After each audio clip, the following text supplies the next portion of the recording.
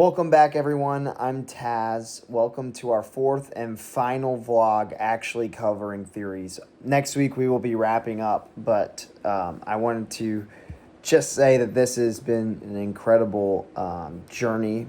I hope that you've taken away something from this, whether you are a first responder or not.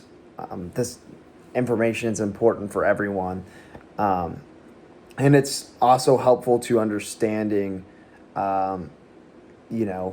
what first responders deal with communication. And today, connecting that to today, we're talking about culture and speech code theory, which is by Gary Phillipson. And, it's one thing that is interesting to me about going into the field of being a first responder, going into becoming an EMT, going into becoming a firefighter, is the culture. And that's really what drove me to really pursue EMT and to pursue fire. Is I grew up playing hockey, which culturally is very similar to what you find in fire and in EMTs and emergency medical systems and all that. So that's really what drove me to this career. But to speak on what speech code theory is it's actually a theory that sees cultures as what drives communication. The rules for communication, the system of communication, all are derived by the culture or cultures you belong to. Obviously, there's overlapping cultures. One such culture is, first responders. Each service, each department throughout the entire country has its own culture that differentiates itself from a broader first responder, firefighter, police officer, EMS. And so it can be really tricky sometimes, but the culture we belong to is what drives our thinking about communication.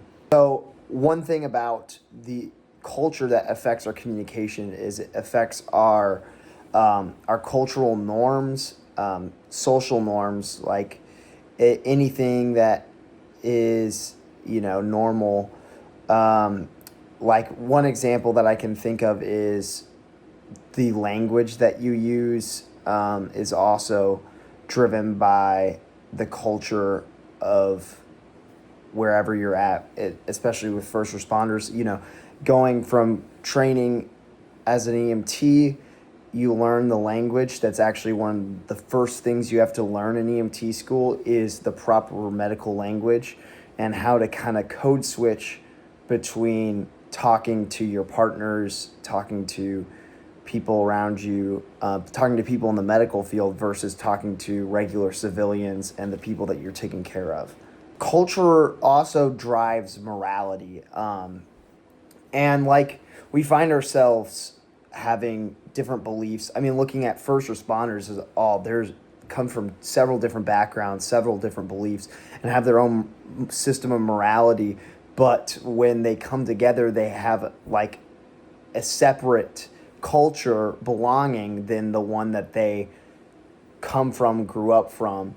And it can be tricky sometimes, and it's pointed out in this theory that there will be intercultural misunderstandings as a result of speech code theory. I talked about this on past weeks, but it also, when I'm talking about norms, it's very interesting because it polices almost everything about how we communicate. The emotions we're allowed to share, especially in a professional setting, the social hierarchy, the expectations on a daily basis, the chores that you're supposed to do. It as much as it is a communication theory, it goes beyond that. It's the norms of everyday life even. It goes beyond that. It's a really credible theory, especially the way that they researched it. They used primarily like ethnography, um, and that really is a quality approach to understanding. While it doesn't maybe give you the numbers that other theories will, it gives you much more quality, especially if it's done especially if the process is duplicated um, multiple times and backed up by numerical systems of approaching theory, which I believe it was, to my understanding. But this impacts first responders because there's going to come a time, and this is a big point that the textbook talks about. There's going to come a time where there comes clashes with your cultural background and your cultural belonging to as a first responder, not just like being a first responder, but the department or the system that you belong to. Um, and what's important is that you understand how to navigate these potential problems. I can't personally speak to you on how to navigate these cultural tensions that are going to come up. There are certain things morally that you'll see in different cultures and in different fields, especially with fire, that you have to navigate through. I know for me specifically, there's been times where I've navigated things that I've thought have been wrong about hockey culture and things that I've thought have been wrong about, first responder culture. And it's important that you stick true to your morals and what you believe deep down religiously or wherever you get your background from. Because personally, as much as it is important to integrate yourself into the culture of being a first responder, you don't want to abandon the other cultures that you also belong to. Legally, though, there are some times where you have to follow the cultural norms as a first responder, and those times you should always follow those cultural understandings because you legally have to.